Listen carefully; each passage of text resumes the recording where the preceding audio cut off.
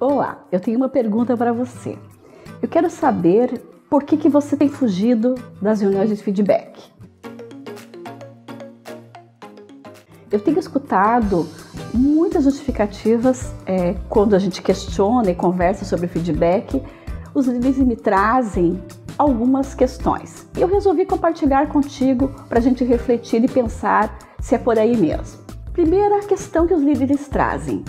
Eles falam que não dão feedback porque ficam esperando uma boa oportunidade. O que é uma boa oportunidade? Essa boa oportunidade, ela pode ter vários ingredientes. É uma hora boa para você enquanto líder, é uma hora boa para o teu colaborador, ou é porque não tem sala de reuniões, ou é porque você está sem tempo. Então, esperar uma boa oportunidade é perigoso. Por quê? Porque você pode colocar uma série de condições. E essas condições, quem sabe, não são justificativas. Justificativas para você não conduzir uma reunião de feedback. Então, pense quando você responder. Que espera uma boa oportunidade? Será que você não está com uma crença de que precisa ter um momento certo, adequado e que você está enfeitando demais esse momento?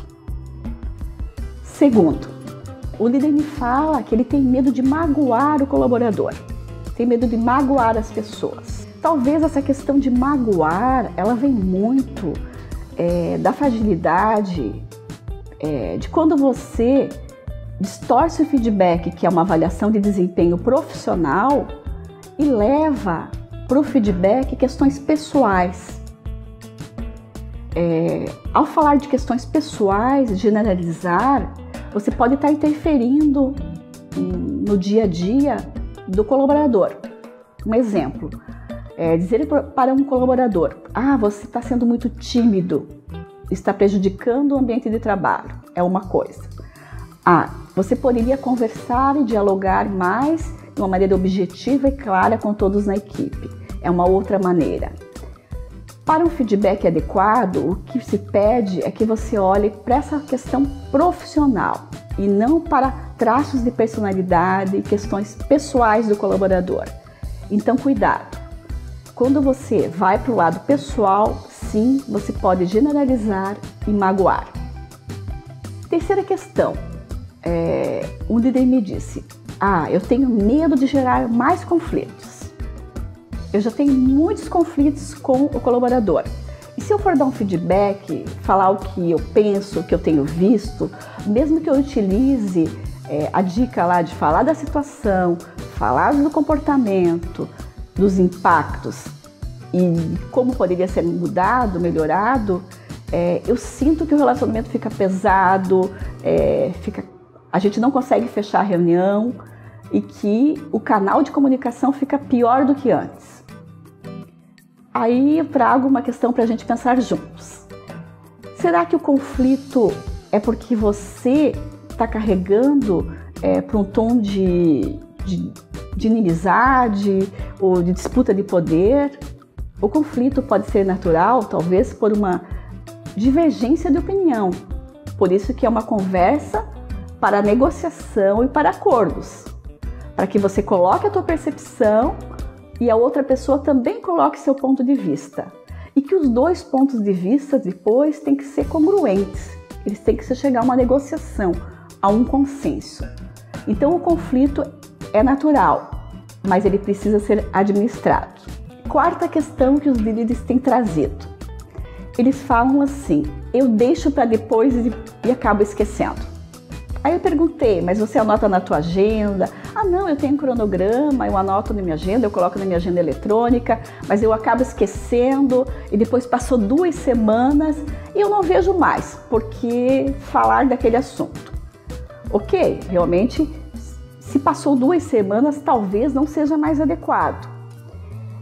Mas se você não colocar como prioridade a questão do feedback e desse alinhamento, você sempre vai acabar esquecendo e procrastinando. E será que esse colaborador não está se sentindo esquecido no dia a dia? Será que ele não está se sentindo solitário, precisando do teu apoio, da tua conversa, da tua direção? Será que ele não precisa de uma confirmação para saber se ele está indo bem ou não? Então, esquecer de dar feedback, muitas vezes, esquecer de dar feedback é esquecer de dar atenção e de acolher as pessoas. Então, coloque na sua agenda. Se você colocar na sua agenda como prioridade, você não irá esquecer. Tem uma quinta questão que seria, quando eu vou para as reuniões de feedback, eu deixei virar uma bola de neve e eu acabo ficando agressivo. Eu já chego na reunião com um tom rude e durante a reunião, principalmente dependendo de como o colaborador se comporta, eu fico agressivo, eu fico com muita raiva e acabo falando coisas que não deveria. Aqui a gente tem duas questões para analisar. A primeira é que você deixou uma bola de neve, as coisas foram se acumulando. Muitas vezes você não vai nem poder utilizar aquele modelinho que a gente falou: situação, comportamento, atitude e impactos. Por quê? Você está misturando muitas coisas para o mesmo feedback. Segundo, você está entrando no modelo emocional. Já está indo para uma reunião de feedback sem aquela inteligência emocional adequada. Então já está indo com raiva, já está indo agressivo. Então o teu tom de voz, a tua fisionomia já está provocando uma reação muitas vezes também agressiva. Nesse momento, talvez a pessoa que está lá do outro lado vai ser agressiva com você, vai ficar paralisada, não vai responder nada, ou vai fugir das próximas reuniões de feedback com você. E ao final, não tem ganha-ganha. Não tem ganha-ganha para o líder, nem para o colaborador e nem para a empresa. Trazer o feedback para o dia a dia é fugir dessas 5 ciladas que a gente acabou de ver, que é ficar esperando uma boa oportunidade, achar que vai magoar, ficar preocupada com o conflito, ficar esquecendo, não colocando o colaborador na sua agenda e ao final dizer que vai ficar com muita raiva e que não vai saber controlar suas emoções. Mude suas crenças, somente assim você vai passar a se comportar de uma maneira diferente, incluindo feedback no teu dia a dia e gerenciando bem as suas emoções. Eu tenho várias outras dicas sobre feedback e outros assuntos interessantes no meu site, katiademenech.com.br, e também curta minhas redes sociais e se inscreva no meu canal. E não deixe de postar os seus comentários. Eu quero saber por que você tem fugido de dar feedback.